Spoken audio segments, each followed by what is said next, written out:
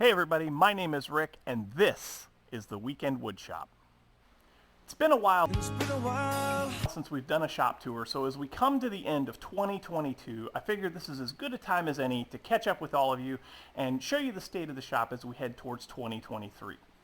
There's been a lot of new additions to the shop, as well as some tools that have left and made their ways to new homes. I'm excited to share where the shop is today and what the future holds compared to where it was when we started this channel just over a year ago. So let's get on with the tour. The heart of my shop is my workbench. It's a full 4x8 table. I built it this size because originally it was the home of the Black & Decker table saw that I inherited from my dad. I built it prior to starting this channel, but it has certainly been a focal point in many of my videos. The bench is a 2x4 frame with a 1/4 inch ply for the sub top, and then I use 3/4 inch MDF for the primary work surface. Now, there are a few perks for this bench, and those include a shelf on the front side there, along with some screws to hang some things on for easy access and keeping them out of the way and off of the tabletop. Also down on this end, I have a couple of 4-inch PVC pipes that I use to store things like threaded rod and other long, slender, shaft-like pieces. That's what she said! Since building it, the tabletop has taken some major abuse and it needs to be replaced, so I've taken it off prior to this video. Also, the saw that it was designed to house, it got broken. So unfortunately, the table it needs to be changed anyway. But I've also noticed that it's too big. So here's what we're going to do. We're going to design, we have already started designing a new workbench that I hope to be able to build in 2023. So make sure you get subscribed and turn on your notifications so that you don't miss out on any other future builds that we put out on the channel. Since my dad's table saw broke, I had to come up with something to replace it with. Now I could have went out and bought a new one, but money around here is usually pretty tight, so I decided to build my own. The heart of the saw is an old Milwaukee circular saw that was donated to the channel by a good friend of mine. The lift and the tilt mechanisms on the inside is made out of 3/4 inch ply for both the motor lift housing as well as the tilt trunnions. The lift mechanism itself utilizes threaded rods and bevel gears to get the lifting and raising motion. The base of the saw is made out of 1/2 inch plywood, and the top is a combination of 1 and 1.5 inch dimensional lumber for the frame and 3/4 inch melamine for the top. The rip fence was carried over from an upgrade that I made to Dad's saw when it was still in the workbench. And I'll make sure to link to all of these build videos in the description below or up on a card, so if you want to check them out later. So this beast right down here, this is my DeWalt air compressor. It is loud, but it works well. For the size of shop that I have, it works really nice. I use it to, of course, air up tires on the vehicles, power my impact for, changing tires and stuff like that.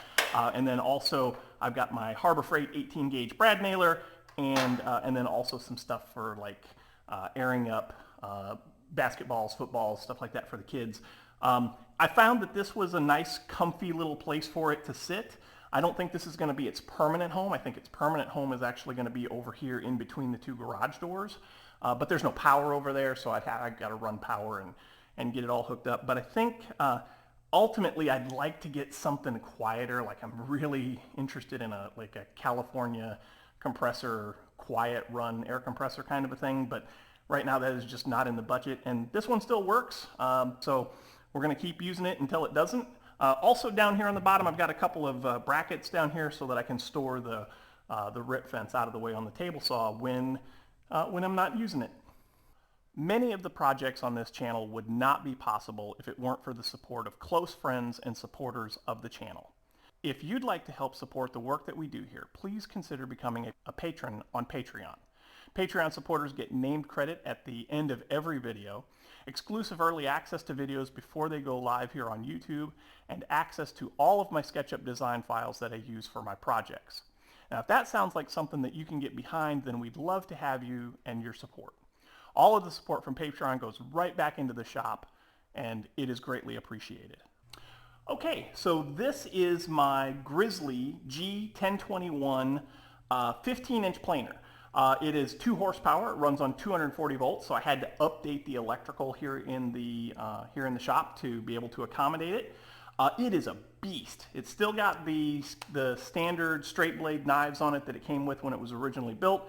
I would like to get into a helical cutter or maybe a Helix cutter, something like that for it, but that is way down the road. That's like $800 for the set for this, so that's going to come way later on. But this planer is kind of special to me because it was given to me by a very good friend of mine, somebody that I used to work with. What happened was I was making a cutting board, and I made a post. I didn't have a way to flatten it. I was thinking about making a jig, a flattening jig, like a router jig, but I didn't really want to do that because I wanted to get into a planer anyway. And so I made a post on Facebook to a bunch of my friends and asked if anybody local had a planer that I could just run a board through. Nobody where I live answered and had anything that they could offer me, but this person that I used to work with, this friend of mine, messaged me back privately and said, "Hey, I know you need a planer. I know I'm not local, but I've got one, and you can have it. All you got to do is get it, come and get it and get it to your house." Well, that was easier said than done. I'm 700 miles away from where this person was. So what we were able to do is we got my brother and my uncle to go over. My uncle had a truck and a trailer. My brother had a garage. So we had them go pick it up, bring it back to my brother's place, store it in the garage. And then about 2 weeks later, I was able to make the trip. Me and my wife were able to make the trip back home and loaded this up in the back of a minivan, all 500 pounds of it in the back of the minivan, and brought it 700 miles back home. But I love it. It works wonderfully. I had to do some cleaning on it and some little maintenance on it, and it works like a absolute champ. It's so good. I did make a little flattening sled for it so that if I've got a piece of board that's not exactly square, I can use the board and the shim method and run it through and get one side nice and flat, and then flip it over on the planer bed itself and run it through and get those two sides parallel, since I don't have a joiner. But all in all, I couldn't be any more happy or any less happy with this as a tool. Currently, I'm using an old shop vac, which is down under here, a Bauer Cyclone that I got from Harbor Freight, and a customized trash can as my dust collection system. It's portable-ish in that I can drag it around the shop to wherever I need it, but also I have a little bit longer hose on it so that I can pretty much go wherever I need to go without having to move it at all. Ultimately, I would like to have a better system, but that's going to have to come later, like we said in the previous clip, because right now funds are not quite as abundant as we would like them to be. But eventually, this corner over here that we haven't shown, there's nothing in it. That corner over there is where the dust collection is going to live once we can upgrade it. Here at the miter station, we have a 10-inch Delta Sidekick compound miter saw. The station itself is 8 feet long with 4 feet on the left, 2 feet on the right, and another little bit extra on the far end from the other bench that we'll get to in a minute. I've inserted some T-track here so that I can have stop blocks. Up above is our bulk lumber storage for all of our dimensional lumber. Over here on the left, I've got chargers and a charging station for drills and other batteries, like for the circular saw. Some 3D printed brackets down here on the end for all the batteries that are fully charged and waiting to be used. And then down here underneath is where the shop vac is for the dust collection system. And we also have a little sander storage rack that I built. I'll make sure to link that video as well, for all of our sandpaper, the charger for the cordless sander, as well as the sander and sanding block and all that. Down here on the bottom on the right, I've got a little spot where I can throw some of my offcuts that are too small to store anywhere else, that just kind of get in the way. Ultimately, the big problem that I have is storage, and we'll talk about that more in just a bit.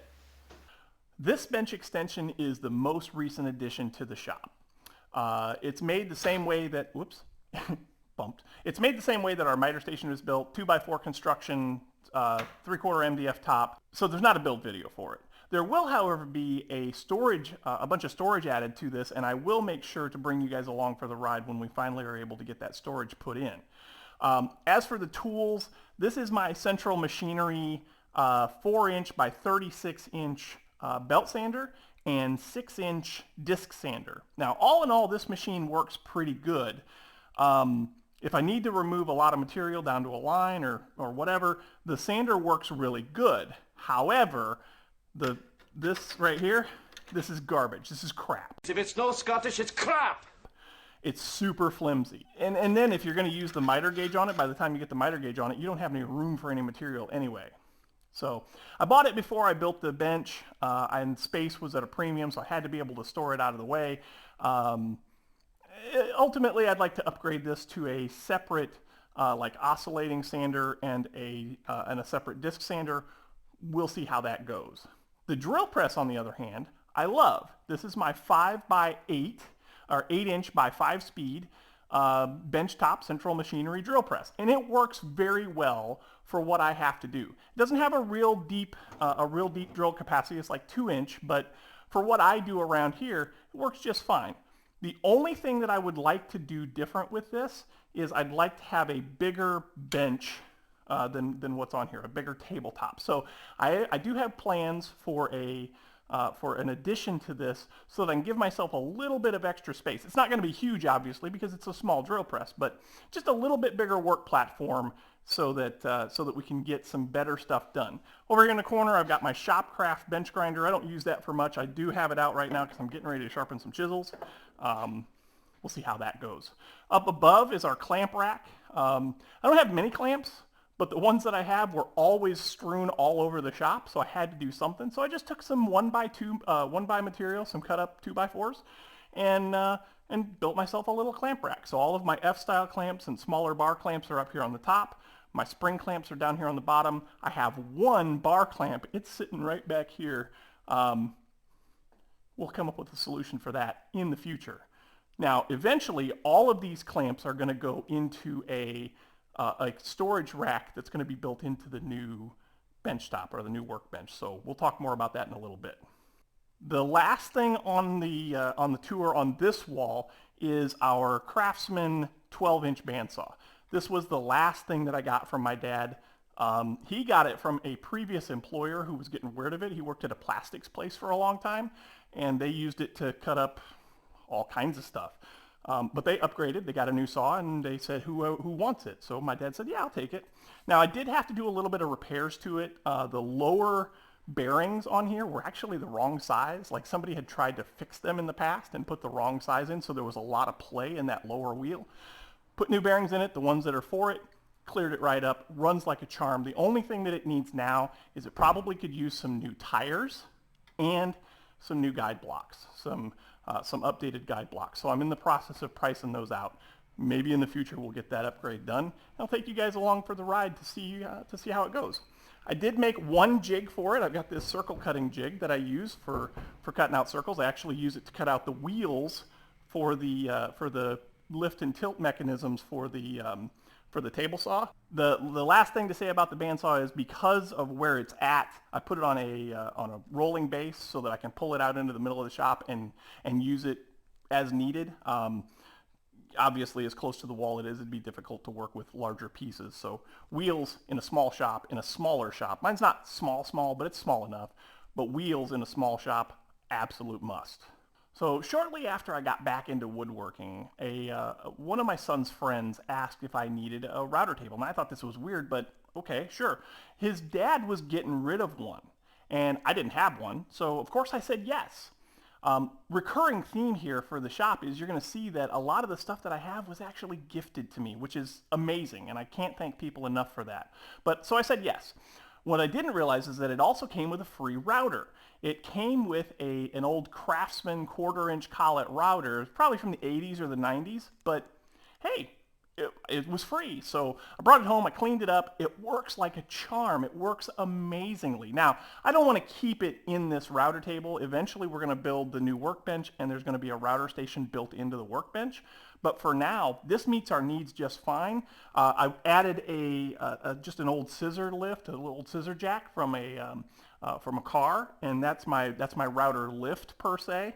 And then the other routers that I have is both of these are from Harbor Freight. This is my trim router, and then this one here is my plunge router. They work fantastic. Like, I don't have any trouble with them at all. The only trouble that I would say that I do have is on this router. You got to make sure that the collet is snug.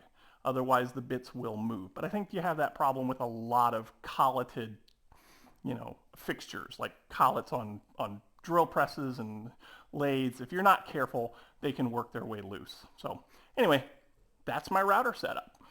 Okay, future plans. Let's talk about future plans here for just a minute. Obviously, a couple of the things that we mentioned in the video, in the shop tour, were I need to update, I need to redo the top of the workbench, but the workbench is going to get rebuilt, so I don't want to put a lot of effort into putting a new top on this workbench and then have to take it off and rebuild the thing. So I'm not sure exactly how that's going to fit into getting a new worktop on this. I might just, improvise a little bit, but that'll be something that's obviously not a video. Putting a new bench top on this, not that important for you guys as viewers. But as far as other stuff goes, like storage is is the bane of my existence. I've got little piles of stuff kind of all over the shop right now because I don't have any place to put them. All of my benches are open benches. So what I need to do is I need to get some cabinets built. So I need to secure some plywood of some kind. I need to rough in the cabinets. I need to decide whether they're going to be drawers or cabinets or both. And so that's one of the things that we're going to work on. I know that we're going to have storage in this bench over here to this side where the drill press and the sander and all that are. And I'd like to put some storage into this bench behind me as well, just to kind of keep things out of sight, I guess I should say. And then the other big things that I'd like to make sure that we get done is I got lots of like sleds and jigs that I want to make for the bandsaw and the table saw and the drill press table and all of that stuff. So we got some projects that are going on that are going to be going on there. And then the other thing that I would like to bring you guys along for the ride for is when we finally get some kind of dust collection put in the shop.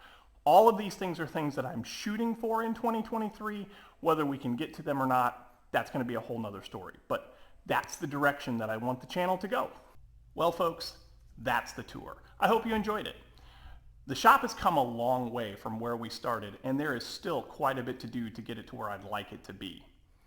If you liked the video, I would appreciate it if you would click the like button. And if you feel that I've earned it, then consider clicking subscribe. If you think this video would be of interest to someone that you know, then please share it with them. Don't forget to check out our Patreon page and see if there's a support option there that might feel right for you. And we have merch on our website at richardbrookswoodworking.com. We'll see you real soon with our next project video, and as always, thanks for watching.